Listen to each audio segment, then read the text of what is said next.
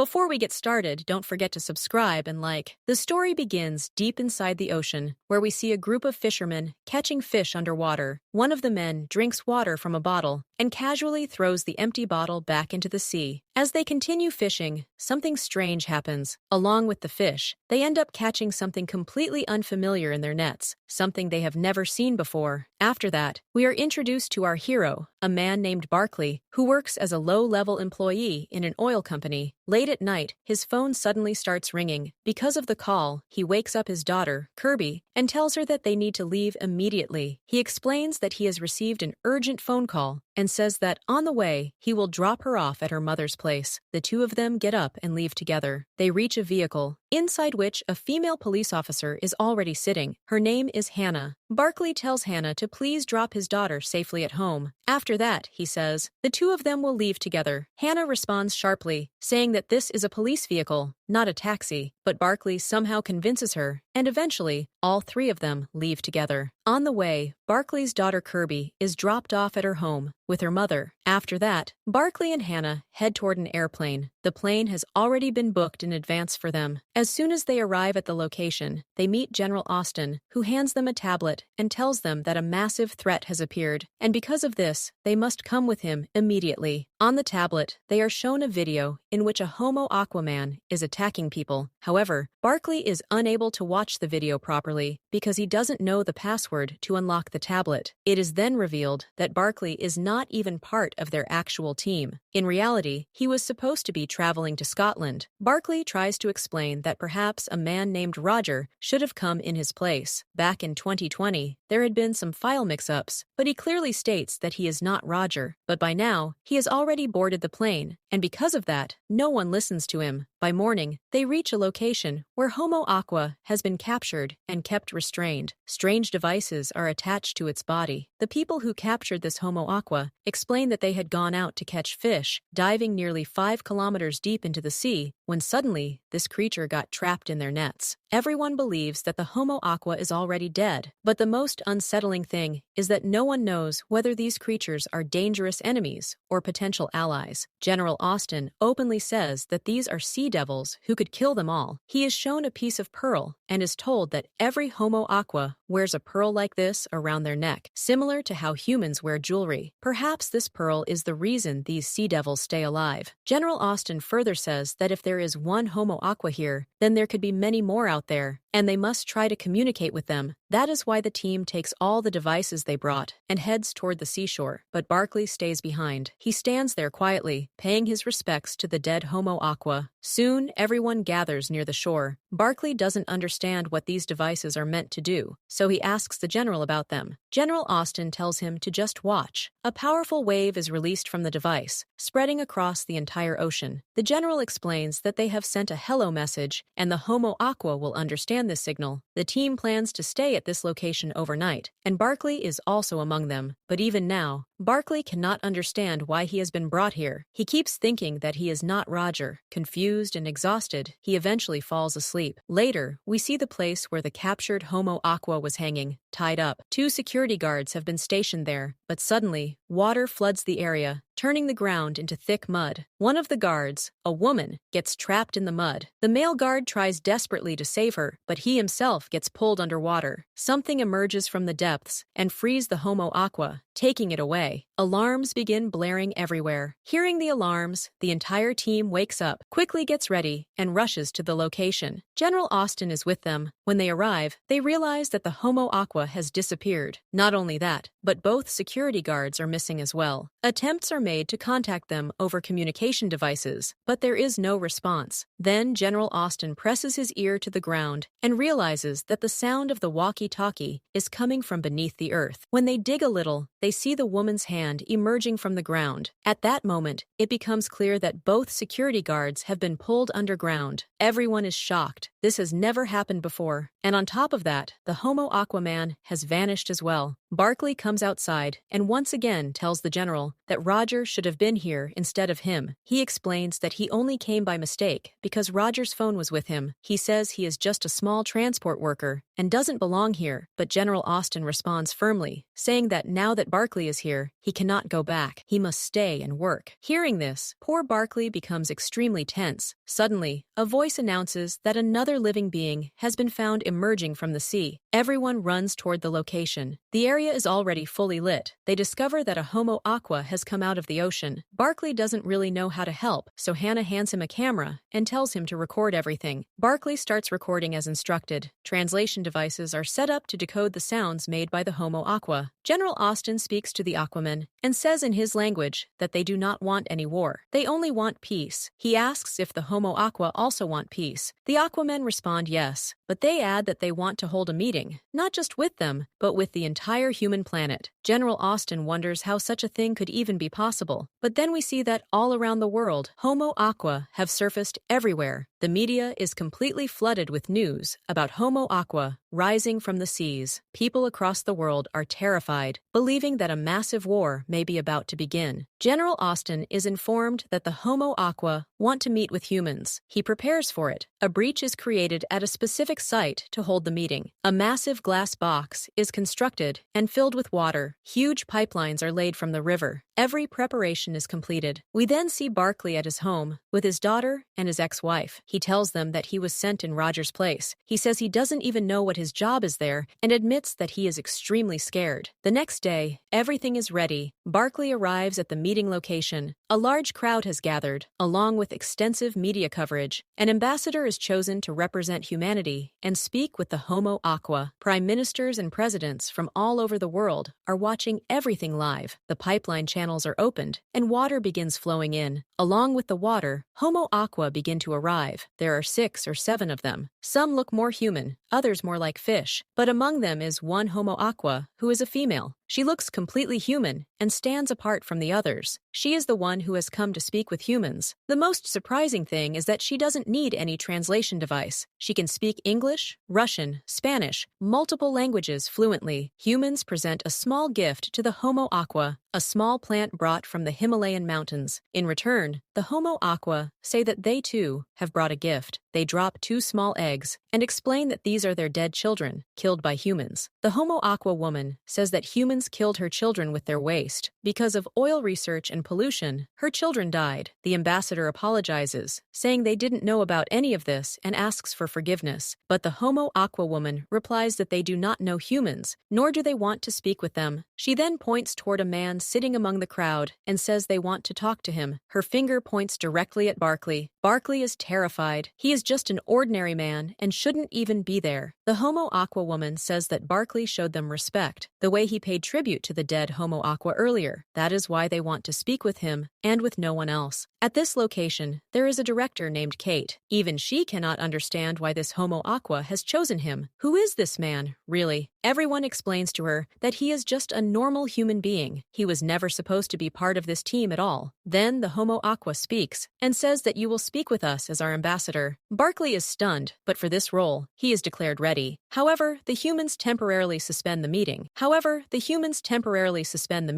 Barklay is taken aside and brought to a corner under tight security. Kate, the director, speaks to Barklay directly and asks him how he knows the Homo aqua. Barklay honestly replies that he has no idea how he knows them. He says he is seeing them for the very first time. Because of this uncertainty, everyone connected to Barklay, his daughter and his ex-wife, are taken into protective custody and placed in a luxury hotel. Barklay is allowed to meet his family there, but he has no idea what the authorities are planning to do with him next. Now, everywhere in the news, there is only one name being discussed: Barklay. Every channel reports that Barklay has been chosen as the new ambassador to communicate with Homo aqua, and that the Homo aqua are willing to speak only with him. Who is this new man who has suddenly appeared on the world stage? By late evening, another secret meeting is arranged with the Homo aqua. Barklay is brought there as well. Kate speaks to the Homo aqua and says that, as the director, she will handle the negotiations. But the Homo aqua firmly respond that no, they will speak only and only with the human they have chosen as ambassador. Otherwise, there will be no discussion at all. Kate has no choice but to agree. Barklay steps forward and speaks to the Homo aqua. The Homo aqua woman says that they do not usually have names, but he may call her Salt. She further declares that they will communicate exclusively with Barklay as their ambassador, and that this decision is final. final. There will be no arguments and no negotiations about this. The rest of the meeting will take place the next morning. With that, Salt leaves. Barklay is escorted into a car. Inside the vehicle, Kate is already seated. Barklay is visibly terrified. He says that if they want, he can run away and disappear. He promises he won't tell anyone anything. He begs them not to kill him. Kate calmly assures him that no one will harm him, but she makes it clear only he will speak to the Homo Aqua, and he will say only the words and lines that they tell him to say. Barklay agrees. He has never held such a massive responsibility before, but he accepts it. He is dropped back with his family. Meanwhile, scientists begin experimenting on the Homo Aqua eggs to determine exactly how and why they died. Barklay spends time with his family. His daughter Carly is with him and tells him that he has become incredibly famous. His ex-wife is also present. We then see Kate with a young man, her boyfriend. She shares a few romantic moments with him. Meanwhile, at the facility where the Homo Aqua egg samples are stored, a man secretly steals one of the samples. He delivers it to a very powerful individual, who quickly takes it to a high-ranking general. They begin discussing future strategies and how Homo Aqua can be dealt with. The next day, preparations for the meeting are complete. The massive hall that was filled with the public the previous day is now restricted. Only a handful of selected people are allowed inside. Barklay, as the ambassador, is prepared to speak with the Homo Aqua. The glass box is filled with water, and the Homo Aqua arrive to begin the talks. Barklay, now officially an ambassador, is extremely nervous. He has never done anything like this in his life. Salt arrives and speaks directly to Barklay. He is instructed to read only the lines displayed in front of the glass. First, Barklay apologizes for the deaths of the Homo Aqua children. Salt then asks him a question. Are you a father? Barklay answers yes. The meeting begins, but before it officially starts, Salt asks Barklay to bring her a glass of water. A glass is brought from bottled water. She refuses it and demands water from the river. Soldiers immediately rush to the river, fill a bottle, and bring the water back. Barklay is handed a glass. He looks at it, confused, and asks Salt what he should do with it. She tells him to drink it. The water is filthy, muddy, polluted, and clearly filled with countless viruses. Barklay cannot bring himself to drink it. He looks back at the screen and starts reading the scripted lines again. Salt interrupts him and says that he is speaking the language of politicians, so Barklay stops reading. He speaks from his heart. He says that now he understands what she wants to say. He admits that humans have polluted the water together, that humans dump endless amounts of waste into the sea, turning it poisonous. He sincerely apologizes to Salt and her community and promises that humans will try to fix this as soon as possible. Salt looks at him and says, "You are my favorite human." The meeting ends there. Barklay is taken back home. He is still shaken, but happy to be with his family. Inside the meeting hall, officials discuss what must be done next, because if Homo Aqua are disappointed even once, humanity could face disastrous consequences. The next day, another meeting is held. Barklay again attends as ambassador and speaks to Homo Aqua. He tells Salt that her concerns have been taken seriously. World leaders are treating this issue as a priority. Everything possible will be done to clean the water. However, he explains that this process may take months, even years. Humans will need at least 10 to 12 years. Salt refuses to accept this. She says that if governments truly wanted, the oceans could be cleaned in just a few days, but humans won't do it because of politics, and they cannot wait that long. Angrily, she tells everyone to look outside. When they do, they see that a storm has arrived. Rain begins falling, and with it, garbage starts raining from the sky. This is the same waste humans dumped into the ocean. Panic erupts. Many people die. Instead of stopping, the rain of garbage intensifies. The sea itself begins throwing trash back onto the cities. Small debris, massive metal objects, tires, plastic, paper, polythene, everything. Barklay's daughter and ex-wife are on their way to the hall in a car, but they get trapped. Barklay realizes his family is in danger. He rushes out and manages to bring them inside the hall. By then, the entire city is buried in garbage. Even the Titanic is lifted from the sea and thrown onto the city. The destruction continues. Barklay begs Salt for forgiveness. He says humans are terrified and will do whatever it takes. Salt then makes another demand, that borders must be defined. Humans must not be allowed to enter deep into the oceans. The land belongs to humans, but the sky belongs to both. An argument breaks out inside the hall. People ask how the sky can belong to Homo Aqua.